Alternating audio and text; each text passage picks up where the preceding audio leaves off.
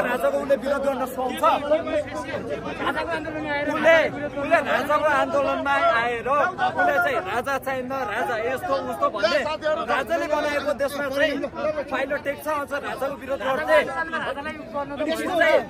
घुसपेट हो ऊ चाहिँ घुसपेट हो ओलीले डाइरेक्ट उसले चाहिँ घुसपेट गर्छ त्यहाँ चाहिँ भाट बैलो फाइदा भनेर चाहिँ पठाएको व्यक्ति हो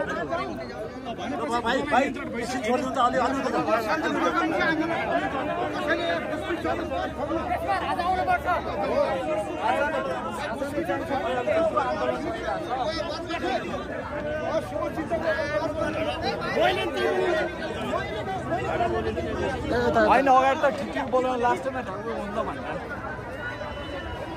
जस्तो भर्खरै तपाईँहरूले एकजनालाई चाहिँ लगेर प्रहरीको जिम्मा लगाउनु भयो होइन उहाँले गर्नुभएको के थियो उहाँले ठ्याक्कै भन्नुभएको भन्नुभएको सबै अगाडि एकदम राम्रो भन्नुभयो है हामीले चाहिँ राम्रो कुरालाई हामीले जहिले पनि स्वागत छ तपाईँ राम्रो कुरा म राम्रो कुरा तर एकदम स्वागत छ तर जुन कुरा आज मुखमा राख्दाखेरि तितो लाग्छ भने आम जनतालाई त्यो अपोज भइसकेको चिजलाई चाहिँ तपाईहरुको विरोधै गर्न नपाउने हो र फेरि उहाँले त उहाँ आफ्नो मत राख्न पाउने त होला नि क्राइटेरिया हुन्छ विरोध गर्ने भन्ने कुरामा चाहिँ तपाईँ राष्ट्रवादीको आन्दोलनमा आएर तपाईँ राष्ट्रता चाहिँदैन हलाउन चाहिँदैन फलाउन चाहिँदैन भन्दाखेरि चाहिँ एउटा त्यो माहौल त्यो चाहिँ अर्कै रूपमा लिन्छ क्या उहाँ स्वतस्फूर्त आउनु भयो कि कसैले परिचालित गरेको भन्ने के परिचालित व्यक्ति हो नि कसले परिचालित गरि भने आशंका छ तपाईँ केपी ओलीले त्यसै आरोप लाउनु भयो फेरि त्यसै आरोप लाउनु मिल्छ हजुर अहिलेको व्यवस्था विरोधीको व्यवस्था विरोधी भनेकै केपी ओली 100% हुन्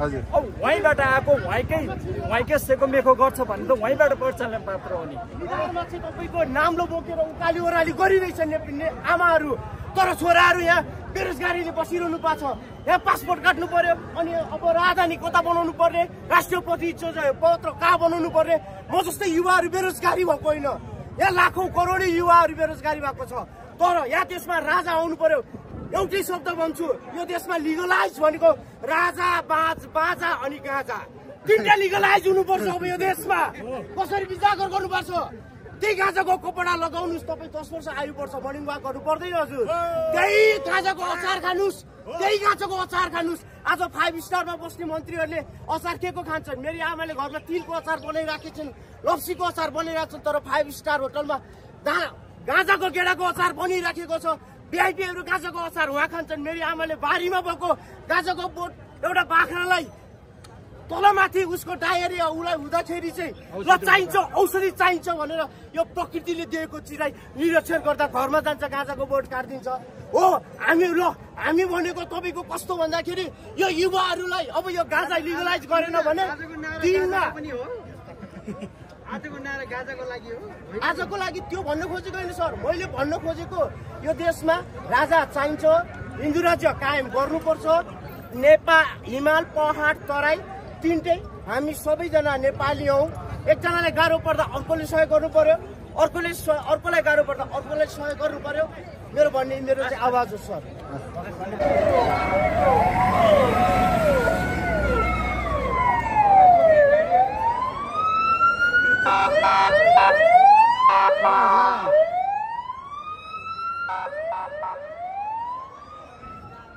तपाईहरुलाई हामीले हामीले प्रत्यक्ष प्रसारण गरिरहेका छौँ। यो आज राप्रपाले सञ्चालन गरेको आज गणतन्त्रकै दिन गणतन्त्र विरुद्ध राष्ट्र संस्थाको पुनर्स्थापनाका लागि आजबाट निरन्तर राजा नल्याएसम्म निरन्तर रूपमा अनिश्चितकालीन आन्दोलनको प्रत्यक्ष प्रसारण गरिरहेका छौँ तपाईँहरूलाई हामीले देख्न सक्नुहुन्छ। भर्खरै मात्र एमाले त्यहाँ गरेको कार्यक्रम सकिए पश्चात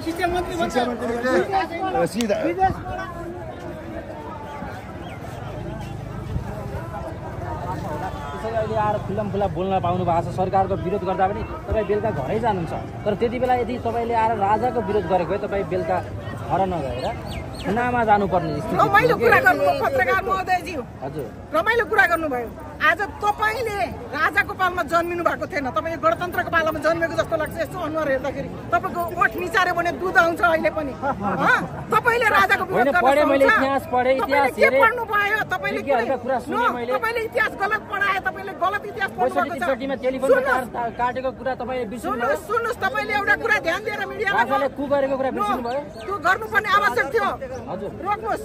तपाईँहरूले भन्नुहुन्छ 2000 के अरे चाहिँ राजा पृथ्वीनारायण शाहले 2224लाई सिंह नबनाइदिएको भए पृथ्वीनारायण शाहको बारेमा कुरा नगर्नु। हामीले सबैले तपाईँको हामी पनि बाउको मान्छौँ। सुन्नुहोस्, पृथ्वीनारायण शाहलाई हामीले तपाईँको बुवाको सुन्नुहोस्, तपाईँको 62-63 मा राजाले कु लगाएको हो कि तपाईँको आजको परिस्थिति तपाईँ कहाँ उभिनु भएको छ, तपाईँको पहिचान के हो त्यो बिर्सिनुहुन्छ भने पृथ्वीनारायण शाहलाई बिर्सिदिउँ, आजको मात्रै कुरा गरौँ। त्यसमा पनि म तपाईँलाई भन्छु होइन। तर पृथ्वीनारायण शाहको जन्म भएर पृथ्वीनारायण शाहले 2224लाई सिंह नेपाल बनाएर यो शासकहरूले जस्तो गरेन, जसको धर्म संस्कृति जसले जहाँ जे गरेका थिए त्यही गर्न दिए, मात्रै सिंह नेपाल बनाइदिए। र आज विदेशीहरूले खेल्चिन नसकेर सिंह नेपाल बनाइदिएको भएर तपाईँलाई मन नपरेको हो। रोक्नुहोस्, म भन्दैछु। तपाईँले एउटा प्रश्नको जवाब पाएपछि अर्को प्रश्न गर्नुहोस् है, चित्त बुझेन भने। म भन्दैछु सिंह नेपाल बनाइदिएको भएर आज 17,000 तपाईँ जस्तो बच्चा एउटा चाहिँ निर्दोष बच्चाहरूलाई स्कुल पढ्ने बच्चाहरूलाई घिसारेर लगेर अनि चाहिँ हतियार बोकाएर आन्दोलन गरेर परिवर्तन गरेर त्यही दाहालको प्रचण्डको मात्रै परिवर्तनको लागि हो 17,000 को बलिदानी। नम्बर 2 काङ्ग्रेसले बेचेका कल कारखाना उद्योग बहुदल ल्याउन, प्रजातन्त्र ल्याउन नेपाली काङ्ग्रेस लागेको ती चाहिँ शहीद भएकाहरूले गिरिजाको मनोमानी गर्नलाई ल्याएको हो। सुन्नुहोस्, अब म भन्दैछु तपाईँहरूलाई, हामी पृथ्वी पथलाई अवलम्बन गर्छौँ, संवैधानिक राजतन्त्र स्थापना गर्छौँ, वैदिक सनातन हिन्दू राज्य कायम गर्छौँ, हाम्रो दुर्गा प्रसाई लगायतका आस्थाका बन्दीहरूलाई रिहा गर्छौँ, संहिता खारेज गर्छौँ। अनि हामी गर्छौँ के भन्दाखेरि हाम्रा विदेशमा गएका युवाहरू जो प्राविधिक रूपमा जुन विषयमा ज्ञाता छन् उनीहरूलाई त्यही किसिमको उद्योग धन्दाको हामी जिम्मा लगाउँछौँ, उनीहरूलाई नेपाल स्वागत गर्छौँ। मलाई पार्टी होइन, तपाईँले कोसँग इन्टरभ्यू लिनु भएको छ? म पार्टीको झोले होइन, राप्रपा पनि होइन, म राप्रपा पनि होइन। कसले भनेको राप्रपाले गरेको? राप्रपाको नाम लेखा छ एउटाको मात्रै, राप्रपा आयोजक होइन, संयुक्त जनआन्दोलनको आयोजना हो। संयुक्त जनआन्दोलन आयोजकमा त तपाईँ पनि आउनु भएको छ, तपाईँ आयोजक हो। म त पत्रकारको हैसियतले आएको छु। तपाईँ समाचार वाचन गर्न आउनु भएको छ, सम्प्रेषण गर्न आउनु भएको छ होइन। उसो भए तपाईँ के राप्रपाले आयोजना गरेर आउनु भएको हो? हामी भनिसके त म पत्रकार हो, पत्रकार पत्रकारज्यूहरूले एउटा कुरा के ध्यान दिनुहोस् भने तपाईँहरू जस्तैको मिडियामा हामीले प्रेस मिट गरेका छौँ, त्यसमा के भनेको छ भने जनआन्दोलन समितिको संयुक्त आन्दोलनले आयोजना गरेको हो। यसमा राष्ट्रवादी 29 वटा मोर्चा छ, देशभक्तिहरू छन्, दुर्गा प्रसाईको अभियान छ, राष्ट्रिय प्रजातन्त्र पार्टी छ, म भन्दैछु नेपाल छ। तपाईँले राष्ट्रिय प्रजातन्त्र पार्टी तपाईँले भने भएर मैले नभनौँ कि भने अलिक पछि भन्नुलाई भनेको, तपाईँले नभनेको विषयलाई मैले अलिक अग्रसर ल्याइदिएको। सबभन्दा पहिला भन्ने हो भने सबै कुरा भन्ने हो भने भुक्ने कुकुरले टोक्दैन, टोक्ने कुकुरले भुक्दैन। राप्रपाले राजा बताउँथ्यो भने भ्रष्टाचार गर्ने, मुलुक लुट्ने र केही नेताज्यूहरूलाई मात्रै आएको हो यो गणतन्त्र, नेपाली जनतालाई आएकै छैन। 62-63 सालको आन्दोलनमा 5 बुँदे सहमति भएको थियो। त्यो सहमतिमा कुनै न कुनै किसिमको राज संस्था राख्ने भनेको थियो। दलहरूले धोका दिए आफू महाराजा हुनलाई र मुलुक लुट्नलाई। जनताले राहत नपाएको हुनाले आजको दिनमा खुसी हुन सकिएन। आज डाक्टर साहब फरक दृश्यमा देख्दै हुनुहुन्छ। आज पेसागत रूपमा आउनुभयो कि? म पेसाले डाक्टर हो। मसँग 22 जना डाक्टर नर्सहरू छन्। फर्स्ट एडका सामान लिएर हिँडेका छौँ। कसैलाई टाउको दुखो, पेट दुखो, बेहोस भए, डिहाइड्रेसन भयो भने हामी उपचार गर्छौँ। हामी उपचार सबैको गर्छौँ। सुरक्षा निकायको पनि गर्छौँ, मुलुक प्रेमीको पनि गर्छौँ। बिरामी नै भएर आयो भने मुलुक द्रोही नै हो भने पनि उपचार गणतन्त्रवादीको नि हुन्छ, गरिदिन्छौँ।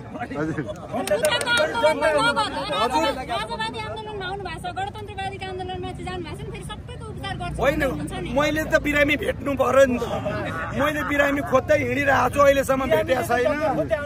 बिरामी मलाई खोज्दै आउनु तपाईँको यो हेर्नु भएको होला। खोज्दै हाम्रो टिम यस्तो लुगा लगाएको टिम छ, जताततै भेटिन्छ औषधि सहित। कसैलाई चाहियो भने आउनु। तपाईँ गणतन्त्र प्रेमी हुनुभयो भने पनि बिरामी भएको बेलामा चाहिँ हामी हेरिदिन्छौँ। राजनीतिक कुरा त तपाईँहरूसँग मिल्दैन, किनभने हामी राष्ट्रवादी, हामी मुलुकवादी, हामी मुलुक प्रेमी। हामीलाई यो मुलुकको बेहद माया लाग्छ। हाम्रा छोराछोरीहरू दिनैपछि रुँदै एयरपोर्टबाट अर्काका मुलुकमा काम गर्न जाने, आफ्ना खेत जग्गा जमिन बाँझो राखेर मुलुकमा कल कारखाना खुल्दैनन्। नेताजीहरूलाई पैसा राख्ने ठाउँ यहाँ नपुगेर विदेशका ब्याङ्क भरिरहेको छ। स्विजरल्यान्ड लगायत। डाक्टर साहब, जस्तो तपाईँहरूलाई आज यो रिङ रोडबाट भित्र छिर्न नदिने भन्ने रणनीति थियो, अन्तत आउनु भएछ है? होइन, गाडी आउनु दिएन। गाडी त हामीले अन्तै राखेर हिँडेर भए पनि आयौँ। हिँडेर महिना दिन कहीँ पुग्नु पर्यो भने पनि तयार छौँ हाम्रो मुलुक प्रेमी मान्छेहरू।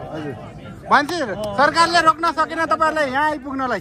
सकेन। रणनीति त तपाईँहरूलाई गाडी रोक्यो, तर हामी आयौँ। एक किसिमले भन्नुहुन्छ भने सुटुक्क भन्छु है त, गणतन्त्र त सकिएछ। होइन, फेरि अघि एमाले मनाइरहेको गणतन्त्र दिवसको ठुलो जनमानस थियो, तपाईँहरूकोमा कम देखियो भन्ने आकलन गरिरहेछ नि। मान्छे गनौ न कता दिएछन्, 3 गुणा बेसी यता छन्।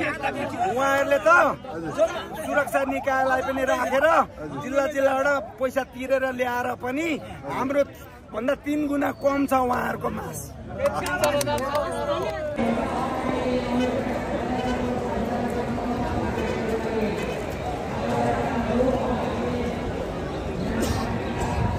हामी अब यो मञ्च उहाँलाई ओह्रालिदिनुहोस्। अब हामी यहाँ पार्टीका नेताजीहरूको लिस्ट आइसके पछाडि हामी अब यो गाडी चाहिँ खाली गरिदिनुहोस्। मैले फेरि पनि आग्रह गरेँ, काठमाडौँ सफा राख्ने तपाईँ हामी सबैको साझा दायित्व हो। म बाबुजी कहाँदेखि आउनुभयो तपाईँ? म धनुषा जिल्लाको महेन्द्र आएको। वास्तवमा संसारमा तपाईँको एउटा हिन्दू राष्ट्र थियो नेपाल, र फेरि देशको धर्म हुँदैन भन्छन् नि। खेल्न सक्ने अवस्था छैन, खेल्न सक्ने अवस्था छैन। यो अवस्थाको अन्त्य गर्नको लागि तपाईँहरू यहाँ आज यो घाममा पसिना बगाएर जिल्लादेखि यहाँ स्वस्फूर्त रूपमा जो सहभागी हुनुभएको छ, उहाँहरूलाई आज म हार्दिक धन्यवाद दिन चाहन्छु। तपाईँहरूलाई चाहे अनुसारको झन्डा पनि उपलब्ध गराउन सकेनौँ। हजारौं झन्डाको माग तपाईँहरूले गर्नुभएको थियो, त्यो परिपूर्ति गर्न सकेनौँ। त्यसमा काठमाडौँ जिल्लाको अध्यक्षको हैसियतले म तपाईँहरूसँग क्षमा माग्न चाहन्छु। यो ठुलो जनमासमा व्यवस्थापन गर्न अलिक कठिन हुँदो रहेछ। त्यसलाई हामीले अब आगामी दिनमा अझ यसलाई सुस्त दुरुस्त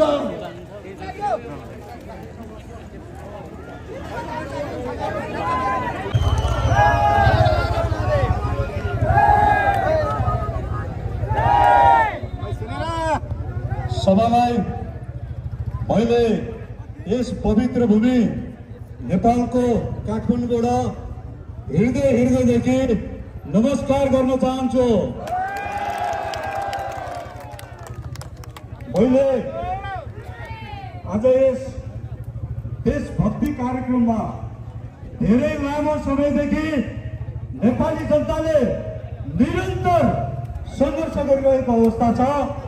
यो अवस्था भनेको नेपालमा राज संस्थालाई स्थापना गरेर फेरि नेपाली भएर बाँच्ने भन्ने हाम्रो प्रण हो। हामी नेपालीको रगत रगतमा नेपालीपन छ र हामी नेपालीको रगत रगतमा स्वाभिमान छ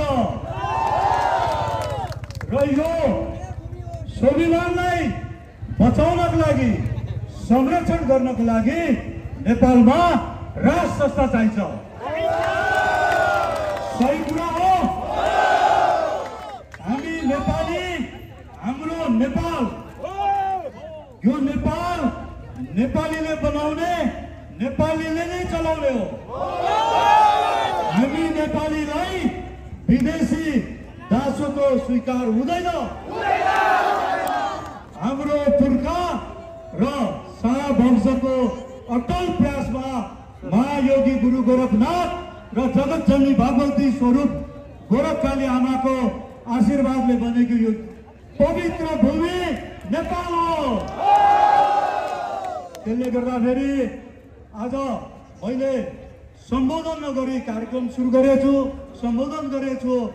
आज यहाँ मात्रै नभएर यस विषयलाई चासो राख्न देशव्यापी रूपमा जुन हाम्रो पत्रकार मिडियाको मार्फत हेरिराख्नु भएको छ, उहाँहरूलाई पनि देशको प्रत्येक जिल्ला, सहर, नगरमा जानुहोस् भन्छु। किनभने यो पार्टी बनाउने, संगठन बनाउने कार्यक्रम होइन, यो नेपाल बन्ने, नेपाली बनाउने कार्यक्रम भएको कारणले गर्दाखेरि प्रत्येक नेपाली जनता जाग्न जरुरी छ। प्रत्येक नेपाली जनताको सहभागितामा नेपालमा अब राज संस्था स्थापना हुँदैछ। अब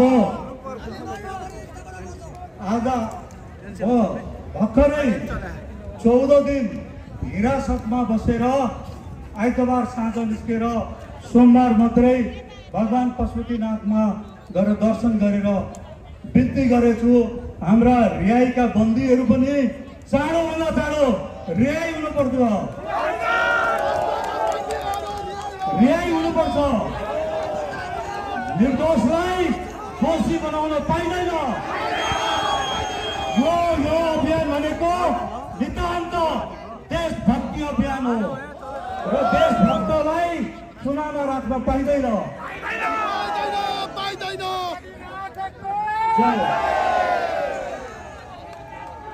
यो देशमा राज्यले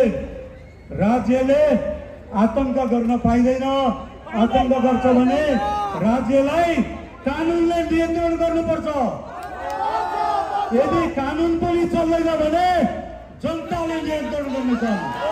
नेपाली जनताले, यो देशको मालिक भनेको नेपाली जनता हो।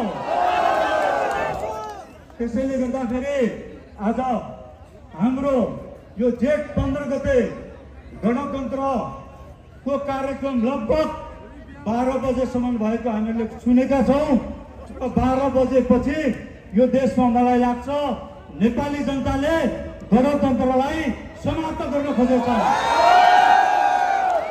यसको पनि अर्थ छ 12 बजे 1 बजेसम्म उहाँहरूको कार्यक्रम थियो, त्यसपछि अहिले हाम्रो नेपालीको कार्यक्रम छ, यो नेपाली जनताको कार्यक्रम हो।